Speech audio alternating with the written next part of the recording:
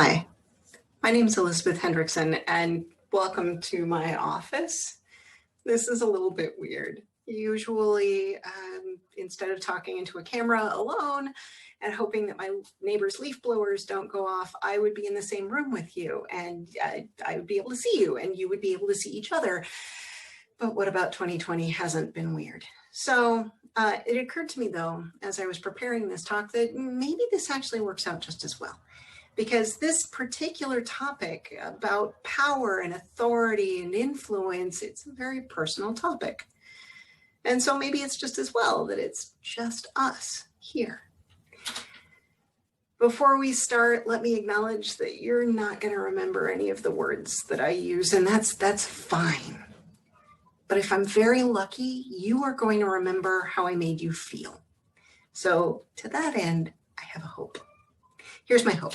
My hope is that by the end of this talk, you're going to feel like you have a sense of agency. That regardless of the position you hold, regardless of your title, regardless of whatever formal authority you may or may not have in your organization, that you are going to feel like you can be a catalyst for change. Because you can. Every day that you show up at work, regardless of your title, you are a leader. Just by showing up and the way that you engage at work, you are leading people, even if you don't know it, even if you don't realize it. And I'm hoping that you will learn how to tap into that. So this topic, let's talk about it. What does it mean? What does it even mean that influence is more important than authority? So I remember early in my career when I remember being very frustrated with the leadership at the time, actually in more than one organization. Hey, if I am so new in my career and I can see all these things that are messed up, where is my leadership? Why aren't they stepping in to fix this? They're the ones who have the power. They could fix this if they would just step in. Where are they? But then as I grew in my responsibilities and stepped into larger roles, I realized that it's not that simple. And ultimately, as an executive, I had all of the power and authority that anybody should theoretically need. I had budget authority. I could hire people. I had the ability to set policy, to determine what would get somebody promoted, and to reorganize my group. So all of the authority that I might need. And yet I realized that the skills that I was using every day to affect change in my organization, yes, all those things were levers, but they were not the things that caused change. And I remember listening to an executive who was frustrated in his organization. I told them what to do, he said, but they're not doing it. Well, yeah, because it doesn't work that way. So the way influence works is every single day you are engaging to win hearts and minds.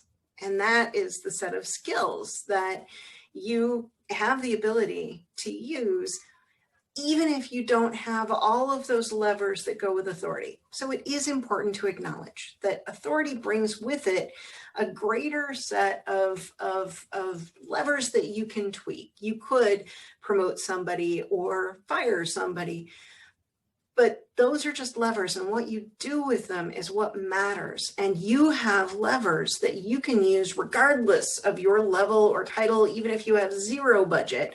There are things that you can do. So we're going to talk about that today. There are 5 things that we're going to talk about.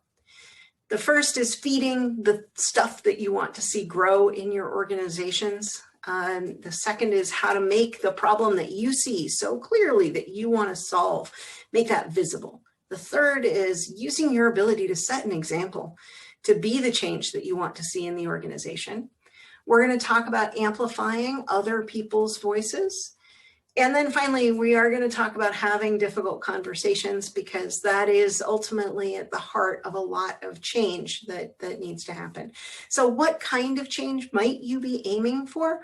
You might be aiming to implement some of the ideas that you get from this conference. You might be a developer who's trying to convince other developers to invest more in unit testing or to fix those flaky tests. You might be trying to tighten feedback cycles, and you might be trying to figure out how to get your leadership to stop overcommitting the team. Whatever kind of change it is that you want to make, you can apply these 5 techniques. So let's start by talking about feeding that which you want to see grow. It was a revelation to me when I realized that positive feedback in an organization is actually a more powerful force for change than criticism. So instead of trying to extinguish the stuff that you don't want, just feeding the stuff that you do want, it will eventually clog out the stuff that you don't want. And I'll give you a concrete example from a time when I was a leader and I did have levers available at my disposal. But I was trying to grow collaboration within a group. Historically, the group had been very individualistic. Developers were rewarded for their individual contributions. And collaboration wasn't nearly as important for getting promoted as proving your brilliance. I wanted to bring in a culture where the team was the agent of work, teams collectively owned responsibility for outcomes, and everyone on the team would have each other's backs and collectively figure out how to work together, a much more collaborative kind of environment. That is a very difficult transition to make. Now, I was stepping in a leadership role, and as it happens, this never happens, by the way, finance came to me and said, "We have money left over. How would you like to spend it?" And this is why I say this never happens. Finance never shows up at your doorstep and says, "Here, have some money." It was a small enough amount that it wasn't going to be life-changing to anybody, but it was a large enough amount that I was able to set up a little bonus program. And instead of my personal